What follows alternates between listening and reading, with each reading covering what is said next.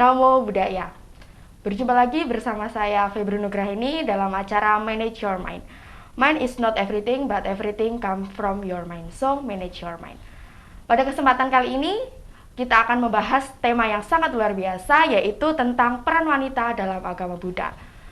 Dan dalam hari ini, atau di kesempatan hari ini, kita sudah bersama dengan salah satu narasumber yang merupakan seorang Atasilani dari salah satu wihara di Kota Batu, yaitu Atasilani Abaya Carini. Namo Buddhaya, Sila. Namo Buddhaya, Mbak. Bagaimana kabarnya, Sila? Luar biasa. Luar biasa. Baik, terima kasih atas waktu yang sudah diluangkan sehingga kita bisa berkumpul di sini untuk membahas salah satu tema yang sangat luar biasa. Jadi peran wanita di dalam agama Buddha. Menurut Sila itu wanita di dalam agama Buddha itu seperti apa? Apakah memiliki peran yang penting atau tidak penting? Karena kan memang jika dilihat dari zaman dahulu, dari zaman Buddha kan wanita dikatakan sebagai orang yang memiliki kasta yang tidak terlalu tinggi dibandingkan laki-laki begitu. Jadi bagaimana sih status wanita dalam agama Buddha, khususnya pada saat dulu di zaman Sang Buddha di India begitu? Bagaimana Sila? Baik, ya. Pada kesempatan kali ini saya akan membahas mengenai peran wanita. Pada zaman Sang Buddha dulu, wanita itu dipandang sebagai kasta terendah ya. Apalagi di sana itu gender itu dibedakan, apalagi laki-laki dengan perempuan itu benar-benar berbeda. Nah, di satu posisi pada saat itu di India benar-benar menganggap bahwa wanita ini adalah sebagai bisa dikatakan suatu benda. Bisa dikatakan suatu benda, yaitu bisa digunakan kapan saja, istilahnya seperti itu. Nah, disitulah termindset bahwasanya wanita itu adalah kasta yang paling rendah, karena bisa dipergunakan pada saat lelaki itu atau pria itu menginginkan. Nah, namun pada saat di era Buddha itu muncul, nah ajaran Buddha ini atau Sang Buddha ini, Siddhartha Gautama ini menyelamatkan yang namanya wanita atau gender, kesetaraan gender. Nah, pada saat itu juga di situ menceritakan bahwasanya Sang Buddha memberikan kesempatan bahwa para wanita itu juga lebih bijak loh, lebih mulia loh, lebih bisa dari laki-laki loh, seperti itu. Nah, diberikan kesempatan menjadi seorang biku, diberikan sila, diberikan pengarahan. Nah, wanita ini akan bisa lebih menjadi mulia daripada laki-laki kalau wanita ini menjalankan peraturan-peraturan yang telah diberikan oleh Sang Buddha itu sendiri. Nah, seperti itu. Tadi Sila sedikit menyinggung tentang kasta. Kita ketahui bersama bahwa memang dulu pada saat Sang Buddha mungkin juga belum ada di India, memang ada beberapa kasta yang digunakan di sana atau anut di sana. Kemudian wanita ini masuk ke dalam kasta yang paling rendah begitu. Artinya Sila katakan tadi sebagai dikatakan sebagai benda yang bisa digunakan oleh para laki-laki apabila laki-laki itu membutuhkan. Kemudian adanya Buddha membuat wanita lebih merasa dihargai begitu ya Sila. Yeah. Jadi memang dari penjelasan Sila tadi kita bisa mengambil kesimpulan bahwa Sang Buddha ini memiliki jasa yang luar biasa terhadap kesetaraan gender pada zaman Sang Buddha dulu di India. Mungkin jika tidak ada Sang Buddha atau tidak ada ajaran dari Buddha kita, ya Sila, wanita ini masih terus ditindas, harga dirinya masih berada di bawah laki-laki. Betul begitu ya Sila? Betul. Kemudian tadi Sila juga membahas tentang biku atau seorang wanita yang menjadi biku atau dalam agama Buddha disebut sebagai bikuni. Itu bermula yang awal mulanya itu seperti apa Sila? Kenapa kok akhirnya Sang Buddha bisa mengangkat atau Sang Buddha bisa menahbiskan seorang wanita menjadi seorang biku atau bikuni? Itu seperti apa prosesnya Sila? Nah, pada awalnya itu ada salah satu yaitu Prajapati Gautami. Nah, itu ditabiskan adalah salah satu bikuni yang pertama yang ditabis oleh Sang Buddha waktu itu. Nah, itu untuk apa? Yang pertama untuk menolong kesetaraan gender. Nah, yang kedua ini membuktikan bahwasanya wanita juga bisa loh menjalani seperti kehidupan samana. Seperti itu. Jadi memang karena mungkin ada beberapa pertimbangan dari biku begitu ya, atau Benar. dari Sang Buddha yang akhirnya membuat bahwa wanita itu memang pantas menjalani kehidupan sebagai seorang samana. Betul begitu. sekali. Kehidupan seorang samana yang sebenarnya itu seperti apa? Karena kan Sila sudah menjalani kehidupan sebagai seorang samana begitu ya Sila.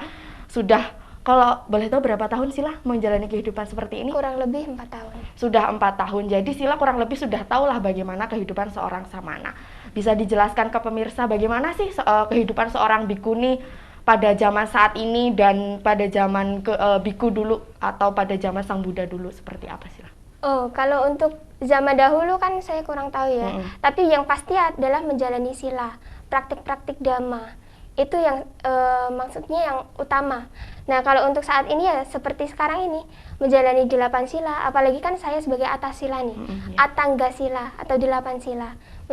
Menjalani 8 sila dengan beberapa peraturan-peraturan tertentu. Oh, nah, begitu. itu yang Iya. sedang saya jalani. Iya, jadi walaupun kita seorang wanita, kita tetap bisa memiliki kedudukan yang sama dengan laki-laki, begitu ya Sila. Dibuktikan dengan adanya seorang bikuni yang bernama Mahaprajapati Gotami, betul ya Sila? Yang ditabiskan langsung oleh Sang Buddha menjadi bikuni yang pertama ya, menjadi bikuni yang pertama pada era Sang Buddha dahulu.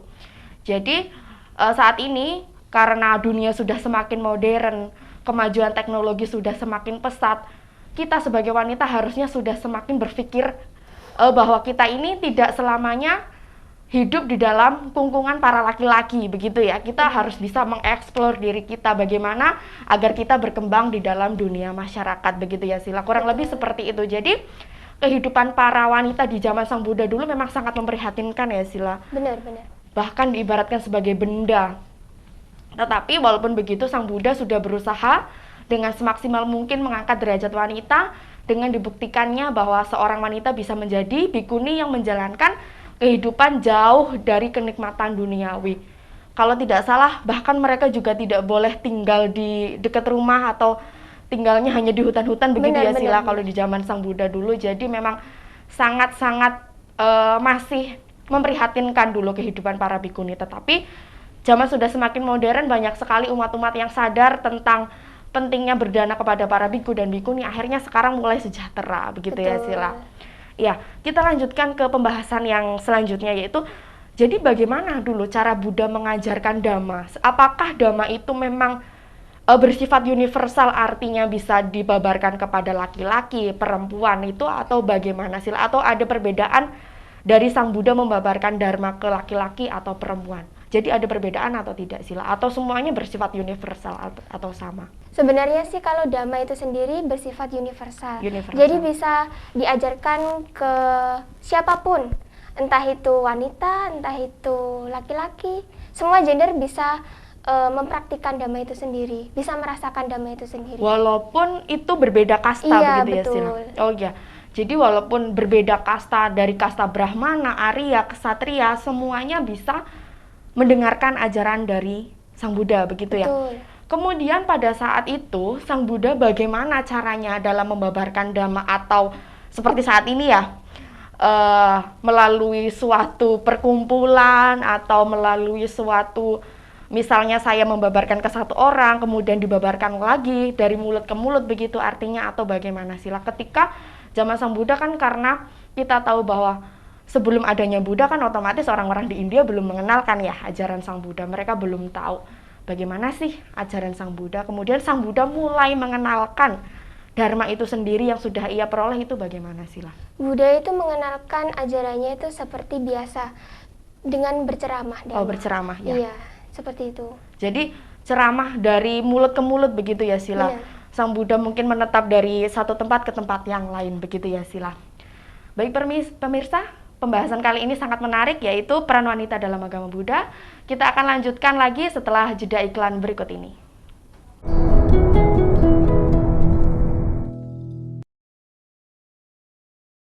Baik pemirsa, jumpa lagi bersama kami di Manage Your Mind. Mind is not everything, but everything come from your mind. So, manage your mind. Kita lanjutkan lagi pembahasan yang sangat luar biasa hari ini, yaitu tentang peran wanita dalam agama Buddha.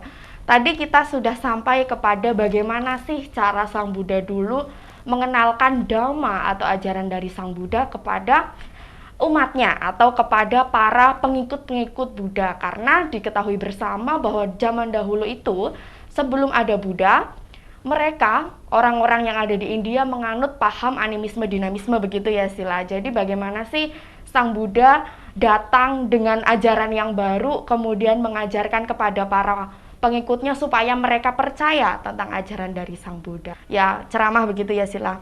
Kemudian setelah ceramah mungkin ada diketahui bersama bahwa ada salah satu riwayat hidup nih, saya pernah baca di salah satu riwayat hidup Buddha Gautama, bahkan dulu siswa dari Sang Buddha itu tidak hanya para kasta dari Brahmana, Ksatria atau para raja, ratu dan lain sebagainya, tetapi juga para mungkin ada pemotong rumput yang sangat terkenal yang pada saat itu juga menjadi pengikut dari Buddha. Kemudian ada seorang hartawan yang sangat kaya raya juga yang bisa menjadi pengikut Buddha. Itu bagaimana kok mereka bisa sepercaya itu dengan ajaran Dhamma, sedangkan mereka belum pernah mendengar sama sekali ajaran dari Sang Buddha begitu. Bagaimana Sila? Nah, mungkin karena auranya orang kan ada tersendiri ya. Ya. Dan apabila kita melihat dari sikapnya, dari auranya, dari cara pembawaannya, dari melihat tata perilakunya, mungkin akan sudah kelihatan. Makanya langsung percaya gitu. Bukan langsung percaya. Awalnya Sang Buddha juga banyak orang yang menghina, banyak orang yang nggak percaya. Tapi karena melihat sendiri dengan nyatanya, dengan ehipasiko, melihat Dhamma, walaupun Dhamma itu kan universal ya, Iya. bisa dirasakan dan bisa dilaksanakan oleh siapapun. Jadi orang-orang ya seperti itu, apa yang dirasakan ya, oh berarti oh ini benar seperti itu. Berarti seperti menemukan oh ini yang selama ini Iya, saya cari benar. begitu. Jadi memang karena tadi yang sudah Sila jelaskan bahwa Sang Buddha itu memiliki auranya itu berasal dari apa? Berasal dari cinta kasih dan kebijaksanaan yang beliau miliki begitu. Jadi yang membuat orang-orang itu walaupun hanya melihat tetapi langsung percaya bahwa ini adalah bukan seorang yang biasa begitu, Iya. tetapi beliau adalah seorang guru agung yang memiliki ajaran yang sangat luar biasa begitu. Baik Sila, tadi Sila menyinggung tentang masalah ehipasiko. Nih mungkin pemirsa di rumah banyak sekali yang tidak mengerti apa itu ehipasiko, sedangkan para bikul, samanera, tasila ini sering menggunakan istilah ehipasiko ketika mereka berceramah, begitu mengajarkan Dhamma. Tolong bisa sedikit Sila jelaskan apa itu ehipasiko ke pemirsa Dhamma TV. Oke, untuk ehipasiko mungkin tidak asing ya bagi kita semua. Nah, ehipasiko ini adalah datang untuk membuktikan. Nah, seperti katanya itu loh meditasi bisa langsung masuk jana. Apa benar bisa masuk jana? Sepertinya bisa. Nah, sepertinya. Iya. Tapi kalau kita sendiri tidak membuktikan, kita juga nggak bakalan tahu. Oh, ini ya yang namanya jana. Seperti itu. Oh begitu. Jadi datang langsung membuktikan. Jadi harus kita datang dulu, praktekkan dulu ajaran Praktekkan dari Sang dulu. Buddha, kemudian baru kita mendapatkan manfaatnya Iya, begitu. baru dapat merasakannya. Iya, jadi begitu pemirsa Dhamma TV dimanapun Anda berada, bahwa semua yang akan kita lakukan atau semua yang kita percayai jangan hanya berlandaskan kata sepertinya, Iya. begitu ya Sila. Jadi kita harus mempraktekkan, kemudian datang dulu, buktikan dulu kebenaran dari suatu hal yang dikatakan begitu ya. Jadi jangan langsung percaya, ehipasiko dulu, datang dulu, kemudian buktikan kebenaran dari ajaran Sang Buddha. Jadi memang Sang Buddha dari awal sudah mengatakan ehipasiko begitu ya. Benar. Harus datang dulu, buktikan dulu, baru kamu mempercayai ajaranku. Betul, Tapi betul. memang dengan begitu kita jadi merasakan sendiri begitu ya Iya, Sila, betul. tentang meditasi yang tadi sudah Sila singgung, bahwa jangan menganggap bahwa meditasi sepertinya nanti aku akan mencapai jana ketika aku sudah bermeditasi. Iya. Padahal tidak semua orang Tidak yang semua. bermeditasi itu mencapai jana begitu Benar, ya Sila. benar. Kalau misalnya nih ada orang yang bertanya, Sila saya pengen mencapai jana, saya harus menggunakan meditasi apa? Nah itu bagaimana Sila? Itu tergantung ini sih, tergantung dianya mau pakai anapanasati, mau pakai apapun itu juga bisa, tergantung begitu. ininya, fokusnya dia. Bisa iya. fokus, bener-bener fokus nggak sih gitu. Iya, jadi Kadang kan orang kalau nggak fokus nanti diem-diem tertidur. oh seperti iya itu. iya, karena kan meditasi memang merem, jadi nanti akan lama-lama ngantuk tertidur Iya. gitu ya Sila. Tapi kalau kita fokus nanti kita bisa mencapai jana. Nah, Bisa. ciri-ciri orang yang mencapai jana itu seperti apa Sila? Apakah terlihat kasat mata seperti mungkin memiliki aura atau bagaimana? Kalau untuk kasat mata sih tidak. Tapi mungkin kalau bagi guru, kalau seperti Bante Kanti melihat siswanya memiliki aura, oh ini pasti. Oh iya. Tapi kalau untuk Iya. kasat mata tidak. Tidak. Tapi laki-laki dan perempuan tentu bisa mencapai jana dong, Sila. Bisa. Bisa. Jadi kita sebagai laki-laki maupun perempuan harus terus berlatih begitu ya, Sila. Betul. Dengan ehipasiko, datang dulu dan buktikan. Itu adalah cara Buddha dulu dalam membabarkan dhamma. Jadi ehipasiko. Sang Buddha tidak pernah membedakan kasta laki-laki dan perempuan, semuanya sama di mata Sang Buddha. Bahkan Sang Buddha mensetarakan gender antara laki-laki dan perempuan, sehingga pada saat itu tidak ada lagi penindasan bagi kaum perempuan. Dan Sang Buddha dalam mengajarkan dhammanya juga sama, hanya melewati ceramah ya, dari mulut ke mulut begitu ya, Sila. Betul. Jadi ajaran Sang Buddha itu memang diajarkan dari mulut ke mulut pada saat itu. Sang Buddha berikan kepada salah satu biku atau bikuni, kemudian biku dan bikuni itu menyebarkan ke orang lain, begitu ya, Sila. Betul. Dan murid dari Sang Buddha juga dulu tidak hanya para laki-laki saja ya, Sila, Betul. tetapi perempuan juga bisa menjadi murid Sang Buddha. Itu adalah bagaimana dulu Sang Buddha membabarkan dhamma kepada para laki-laki dan perempuan. Jadi tidak ada kasta yang membedakan antara laki-laki dan perempuan di dalam agama Buddha. Semuanya sama, begitu ya, Betul, Sila ya. betul. Kita lanjutkan ke pertanyaan selanjutnya, yaitu tentang bagaimana sih Sang Buddha atau agama Buddha sendiri memandang wanita, begitu, Sila. Konsep tentang wanita bagaimana di dalam agama Buddha? Sang Buddha memandang wanita itu seperti apa sih, begitu? Apakah kasihan atau bagaimana, begitu, Sila? Sebenarnya untuk Sang Buddha sendiri memandang wanita itu bukan karena kasihan, tapi karena Sang Buddha kan memiliki ibu, memiliki orang tua nih. Nah, Sang Buddha sendiri saja menghormati orang tuanya. Jadi Sang Buddha melihat wanita itu sebagai apa ya namanya? Sebuah kehormatan, dihormati. Apalagi melahirkan seorang anak, apalagi nanti suatu saat nanti seorang ibu, seorang ibu di dunia ini akan melahirkan calon Buddha baru. Nah, jadi tidak ada perbedaan gender di situ, di dalam agama Buddha itu.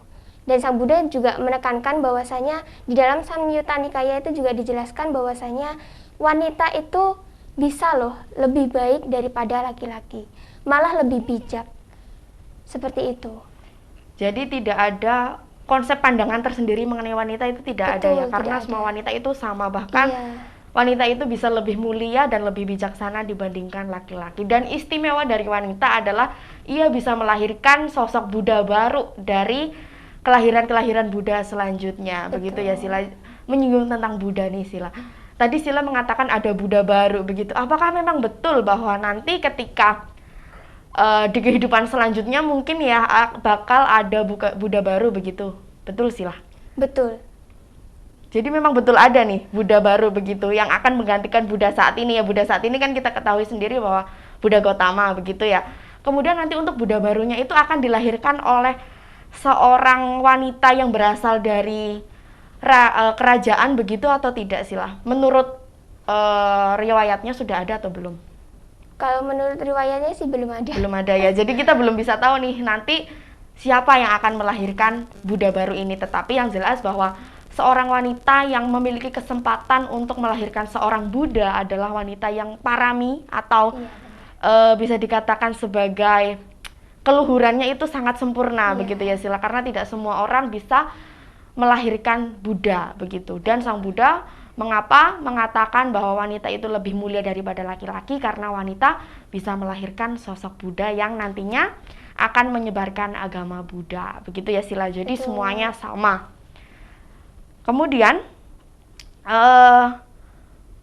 bagaimana ketika kita menemui suatu perbedaan pendapat atau suatu perbedaan pandangan? Karena kan pandangan orang nggak mungkin bisa disamakan ya, Sila. Ada yang berpandangan bahwa wanita ini nanti nggak usah lah pendidikan tinggi-tinggi. Pendidikan tinggi-tinggi juga nanti lama-lama kamu masuk dapur jadi ibu rumah tangga lah. Bagaimana kita menyikapi perbedaan pandangan mengenai wanita di dalam agama Buddha? Karena banyak sekali orang-orang yang memiliki pandangan keliru tentang wanita, begitu. Bagaimana, Sila, supaya pemirsa juga bisa mengetahui bahwa wanita itu memiliki suatu keistimewaan? Silahkan, Sila. Iya, bagi teman-teman sedama yang nonton di sini, jangan keliru ya, bahwasanya kalau wanita itu tidak butuh sekolah. Itu benar-benar keliru, sangat keliru. Nah, wanita juga membutuhkan sekolah. Karena apa? Karena yang pertama, jika dia memiliki pengetahuan yang luas, bisa jadi loh wanita ini bisa mengalahkan pengetahuan para seorang laki-laki. Iya, betul, ya, betul, benar sekali. Dan yang kedua, yang wanita ini tidak akan mudah untuk direndahkan oleh para lelaki. Seperti itu. Yang ketiga, selain dia memiliki pengetahuan yang cerdik, yang bagus, yang baik, nah, perempuan ini istimewanya juga bisa menjadi sosok ibu nanti rumah tangganya, mendidik anaknya dengan baik, dengan bersungguh-sungguh. Nah, dan seorang ibu ini adalah multi talenta. Iya, betul sekali. Karena semua wanita ini multi talenta, seperti itu. Ya, jadi pada intinya pandangan-pandangan keliru seperti itu harus dihilangkan begitu ya, Sila, dan digantikan dengan pandangan yang lebih modern. Baik pemirsa, kita lanjutkan lagi pembahasan tentang peran wanita dalam agama Buddha setelah jeda iklan berikut ini.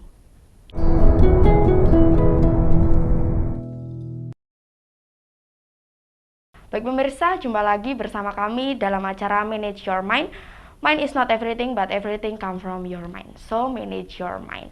Kita lanjutkan lagi ya, Sila, mengenai pembahasan pandangan seseorang mengenai wanita dari zaman dulu, ketika mungkin masih zaman nenek moyang kita ya, Sila, dengan zaman sekarang. Tadi Sila mengatakan bahwa wanita memiliki tiga atau 4 keistimewaan, Sila?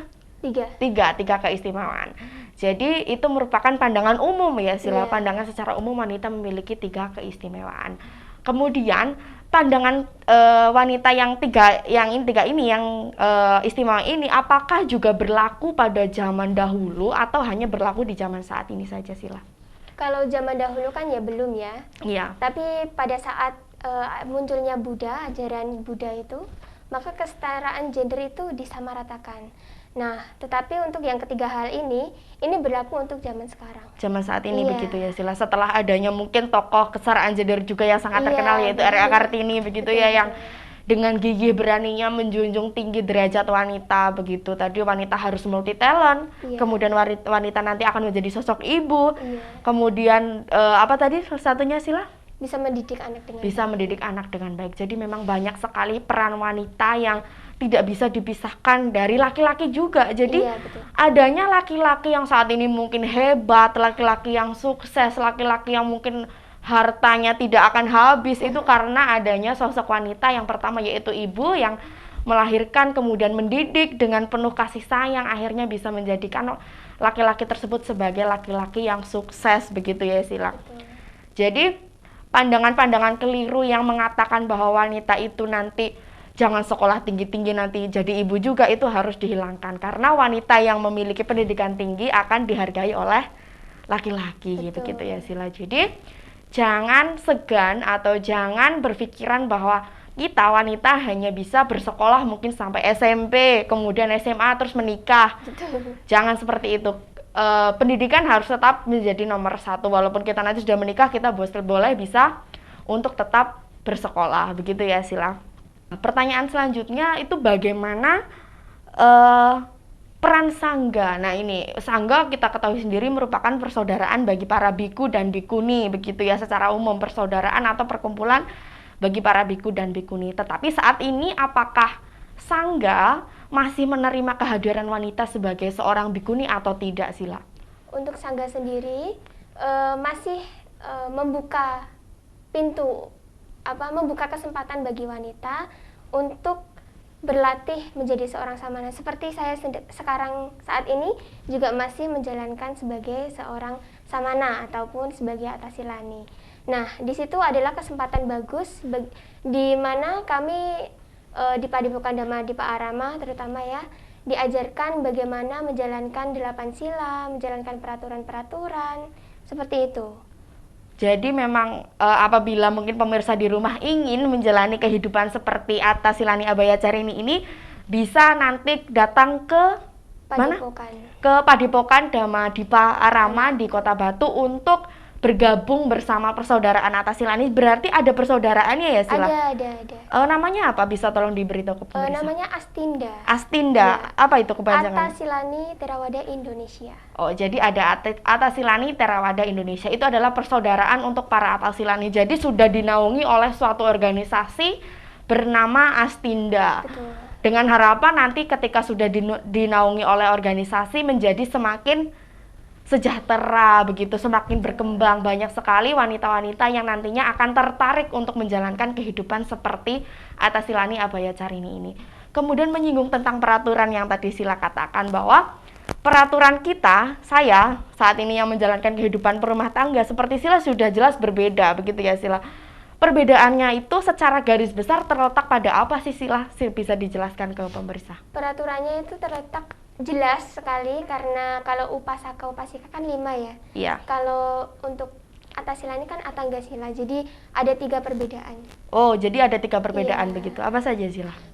Tidak boleh menyanyi. Oh, tidak boleh menyanyi. Menari, tidak boleh memakai wangi-wangian seperti itu.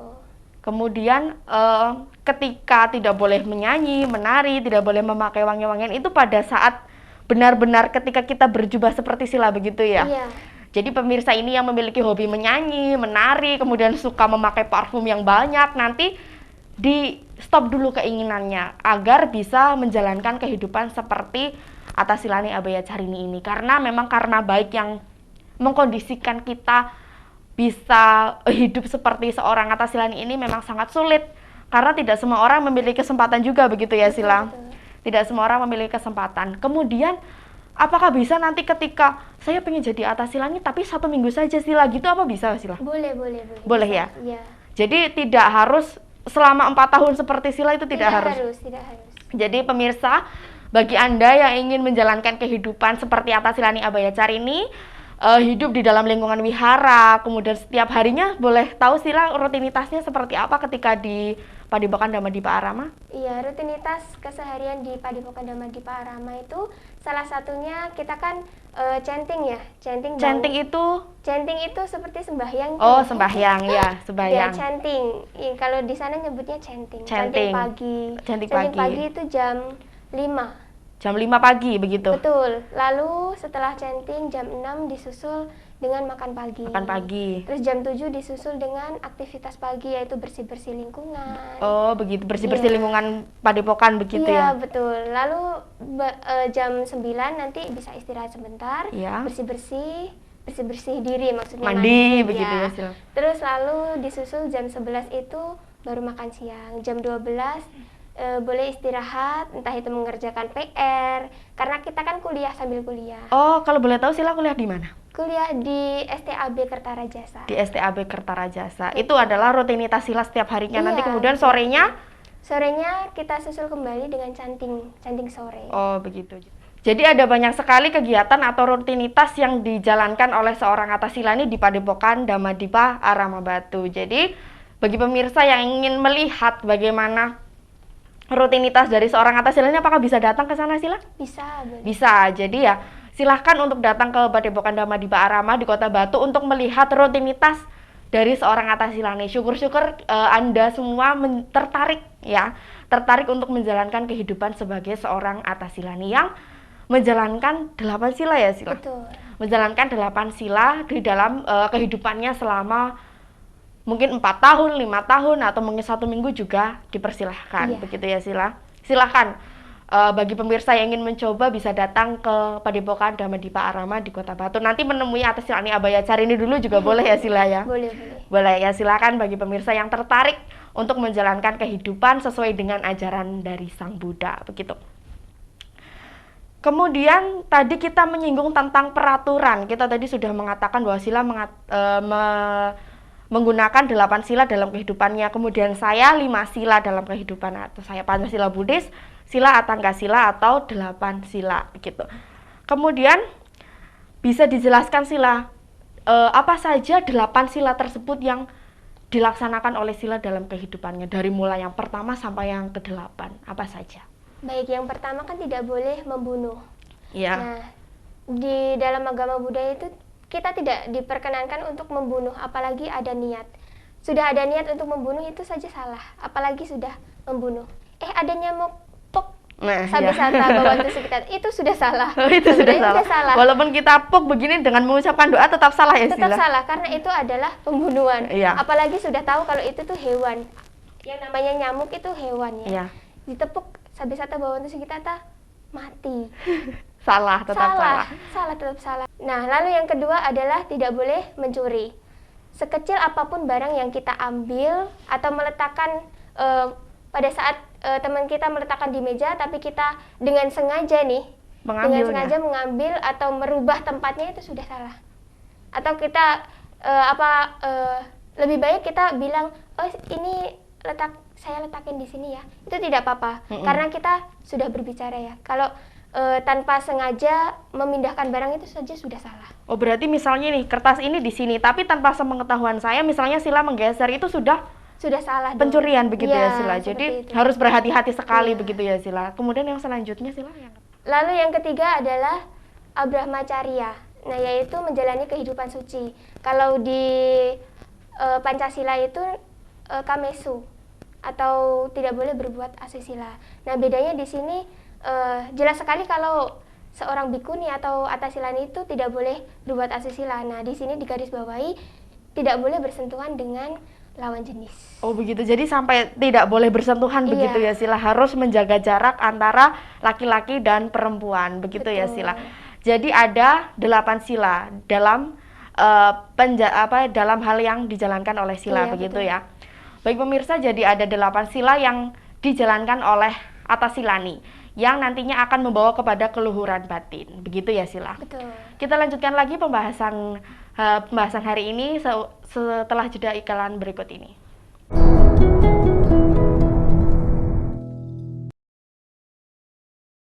Baik pemirsa, jumpa lagi bersama kami dalam acara Manage Your Mind. Mind is not everything, but everything come from your mind. So, manage your mind. Kita lanjutkan lagi pembahasan yang sangat menarik hari ini tentang peran wanita dalam agama Buddha.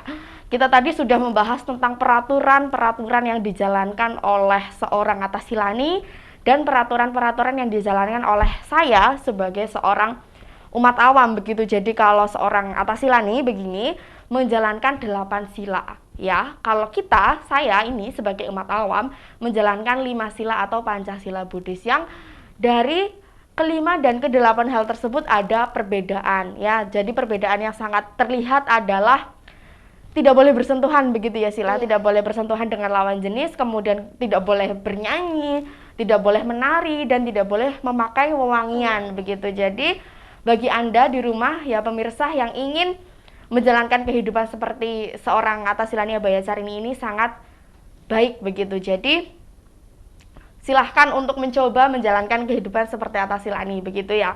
Kemudian selanjutnya yaitu apakah wanita ini memiliki kebebasan dalam berpartisipasi dalam kegiatan dalam agama begitu Sila? Apakah hanya seorang wanita atau seorang laki-laki saja yang bisa berkontribusi dalam suatu kegiatan keagamaan begitu? Silakan Sila. Iya, kalau dalam pandangan Buddhis, dan ini mungkin bagi keseluruhan semuanya ya, bagi para wanita itu bisa loh mengikuti semua aktivitas, dari itu entah baksos, entah itu melakukan kegiatan apapun itu, wanita juga bisa loh berperan penting di dalamnya. Karena apalagi kan berbuat baik, apalagi berdana. Nah, di ajaran Buddha juga mengajarkan apa itu dana. Nah, dana itu sendiri juga tidak memandang gender, entah itu wanita baik pria. Nah, semuanya bisa melakukan dana. Dan di situ salah satunya adalah wanita ya, di sini ya dibahas. Iya. Itu juga tidak apa-apa melakukan hal baik kok. Iya, iya. Nah, seperti itu. Jadi kita sebagai wanita juga bisa berperan aktif dalam kegiatan keagamaan, entah itu perayaan Waisak di wihara, kemudian ada perayaan Katina, dan perayaan hari-hari besar lain kita bisa berpartisipasi, mungkin menjadi ketua panitia begitu ya Sila. Jadi tidak hanya laki-laki yang bisa menjadi seorang pemimpin begitu. Bahkan saat ini banyak sekali seorang wanita yang menjadi seorang pemimpin. Hal itu membuktikan bahwa kita sebagai seorang wanita memang memiliki kesempatan untuk berkontribusi menjadi seorang pemimpin dalam suatu agama, kemudian dalam suatu organisasi dan lain sebagainya. Begitu ya Sila. Kemudian apakah wanita juga bisa berkontribusi, misalnya nih ada bencana tanah longsor, kemudian banjir, kemudian dan bencana-bencana lain. Apakah wanita juga bisa ikut serta Sila? Karena kan banyak orang yang mengatakan udahlah wanita nggak usah ikut, nanti di sana malah jadi merepotkan begitu Sila. Itu apakah bisa atau tidak? Terus bagaimana menurut pandangan Sila orang-orang yang mengatakan hal demikian? Silahkan Sila. Ya, selama itu melakukan hal-hal yang baik seperti berdana, bansos, seperti itu tidak apa-apa. Iya. Kalau untuk pandangan orang kadang kalau mikir, oh wanita jangan ikut deh nanti salang tunjang, apa sih namanya? Merepotkan begitulah. Aduh, merepotkan nanti kalau capek dikit-dikit ngeluh. Enggak, sebenarnya kalau ada niat baik di dalam diri wanita itu, atau saya nih memiliki niat baik untuk bansos, tidak apa-apa. Kenapa? Karena perbuatan baik, selama perbuatan baik itu tidak apa-apa. Jadi walaupun ada orang laki-laki misalnya yang mengatakan udahlah nanti kamu di sana seperti yang Sila katakan salang tunjang begitu ya, merepotkan, nanti kamu di sana tiba-tiba mengeluh sakit atau seperti apa, udah dibiarkan saja begitu ya Sila. Kita sebagai wanita juga bisa ikut berkontribusi, misalnya menolong orang yang sedang terkena musibah begitu ya. Jadi kalau misalnya ada laki-laki yang mengatakan seperti itu, kita harusnya seperti apa Sila? Sikap kita yang baik itu seperti apa seharusnya? Seharusnya ya kita membuktikan kalau bahwa kita itu wanita tuh bisa, wanita tuh kuat, nggak selemah apa yang dibayangkan. Oh begitu. Ya, Sila ini tampak menggebu-gebu sekali nih ternyata ya, tampak menggebu-gebu sekali dalam menyampaikan aspirasinya di kesempatan hari ini, karena memang banyak sekali orang-orang yang masih menganggap bahwa wanita itu adalah orang yang sangat lemah. Betul. Tidak memiliki peran apapun, tidak memiliki kesempatan apapun. Kesempatanmu hanya nanti mendidik anak, kemudian nanti di dapur, dan kesempatan-kesempatan yang sama sekali tidak membuat wanita itu berkembang ya Sila. Jadi dunia sudah semakin modern, wanita juga harus memiliki pemikiran yang semakin modern. Kalau menurut Sila, pemikiran wanita yang modern itu yang seperti apa Sila? Wanita yang modern itu harus smart. Smartnya yang seperti apa? Apa smart dalam hal pelajaran atau dalam hal apa begitu Sila? Kalau untuk wanita itu harus memiliki smart dalam beberapa aktivitasnya, yaitu yang pertama, kalau pelajaran sih bisa jadi semuanya smart ya, betul. Memiliki kepintaran tersendiri, tapi harus smart tuh seperti ini. Jangan mau direndahkan oleh laki-laki. Sekalipun kamu direndahkan oleh laki-laki, buktikan bahwa kamu kuat, kamu bisa melakukan hal yang terbaik. Iya begitu, jadi harus ehipasiko seperti yang tadi Sila sudah katakan, bahwa harus dibuktikan dulu bahwa paham seorang laki-laki atau paham dari orang lain yang mengatakan bahwa wanita tidak memiliki peranan apapun itu adalah pandangan yang salah, yang nantinya akan membuat wanita atau derajat wanita menjadi semakin rendah.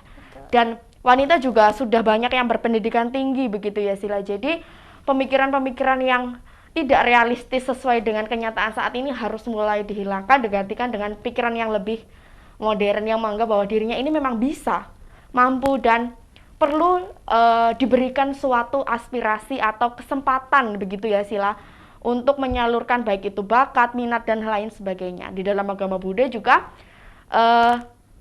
derajat seorang wanita dan laki-laki itu sama begitu ya Sila. Kemudian kita menyinggung lagi tentang hak dan kewajiban. Hak dan kewajiban seorang wanita di dalam masyarakat itu hak yang paling utama yang harus didapatkan oleh seorang wanita itu hak tentang apa sih kalau menurut Sila?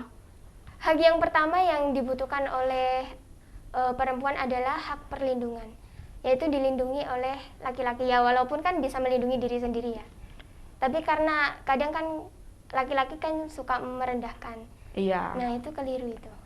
Harus dihilangkan pandangan keliru yang seperti itu. Betul. Jadi hak wanita yang paling utama di dalam masyarakat yaitu hak perlindungan. Begitu. Bahkan sekarang pemerintah juga sudah memiliki suatu Komnas Perlindungan Wanita ya, yang nantinya mengharapkan bahwa dengan adanya Komnas tersebut kita sebagai wanita haknya semakin dilindungi oleh masyarakat atau oleh pemerintah begitu ya. Kemudian kewajiban kita sebagai wanita itu harus seperti apa sih? Apa harus selalu melayani laki-laki? Melayani bukan dalam hal yang kotor ya, tetapi dalam hal seperti tadi harus ketika sudah menikah di rumah saja, nggak usah kemana-kemana, kamu sudah fokus mengurus rumah begitu, atau bagaimana Sila? Nah, untuk kewajiban dari wanita itu sendiri ya, yang pertama itu menjaga keluhuran budi. Dari sikap, watak, tindak laku, perilaku itu yang utama yang disorot oleh pria. Wah, ini tindak lakunya kok bagus ya, seperti itu. Kadang laki-laki kan bisa membedakan, oh dari perilakunya pecicilan. Nah, jadi dipandang orang kan, aduh murahan sekali. Iya, wanita kok pecicilan begitu ya, Sila. Makanya dari itu wanita itu yang pertama itu yang dijaga harus keluhuran budi. Baik itu perilaku, ucapan, tindak laku itu harus dijaga. Iya. Jadi kita sebagai wanita memang benar-benar harus menjaga attitude begitu, bahasa kerennya adalah attitude ya. Bahasa kerennya adalah attitude. Kita harus menjaga attitude kita sebagai seorang wanita agar nanti dihargai oleh para laki-laki dan masyarakat di sekitar kita. Terakhir Sila, pesan untuk para wanita di luar sana, mungkin para pemirsa Dama TV yang sedang menonton dimanapun Anda berada, pesan dari Sila untuk para wanita agar lebih berkembang itu seperti apa? Silahkan Sila. Ya baik, pesan-pesan bagi semua wanita yang berada di manapun Anda berada. Pesan yang ingin saya sampaikan adalah jadilah wanita yang smart. Jangan mudah goyah karena perkataan laki-laki yang mengstatement pikiran kita bahwasanya wanita itu lemah. Kita buktikan saja. Wanita itu bukan lemah, nggak lemah kok. Sebenarnya wanita itu bisa. Dan kita perlu membuktikannya seperti itu. Begitu, jadi walaupun kita dipandang lemah oleh laki-laki, kita harus membuktikan bahwa kita bisa. Kita mampu untuk mengimbangi seorang laki-laki atau mengimbangi derajat dari seorang laki-laki, begitu ya. Baik pemirsa, itu adalah pesan dari seorang Atasilani Abayacarini yang mengatakan bahwa kita sebagai wanita harus memiliki selain otak yang smart juga memiliki perilaku juga yang smart, begitu. Jadi bisa membuat kita dihargai di dalam masyarakat. Baik pemirsa, demikian tadi pembahasan yang sangat menarik mengenai peran wanita di dalam agama Buddha yang bisa mengubah mindset atau pandangan kita mengenai wanita yang selalu diibaratkan sebagai seorang yang sangat lemah. Kita harus smart dalam hal pengetahuan, dalam hal tingkah laku, dan lain sebagainya. Semoga dengan apa yang kita bahas hari ini mengenai pengetahuan dari Atasilani Abayacarini bisa membawa perubahan pemikiran, tingkah laku, dan pengetahuan bagi kita para wanita agar kita bisa menjadi wanita yang lebih baik lagi, begitu. Saya Febri Nugraheni undur diri, dan jangan lupa tetap saksikan Manage Your Mind setiap hari Selasa jam 7 malam hanya di Dama TV. Akhir kata dari saya, Sabe Sata Bawantu Sukitata. Semoga semua makhluk hidup berbahagia. Sadu, sadu, sadu. Selamat malam, Namo Buddhaya. Namo Buddhaya.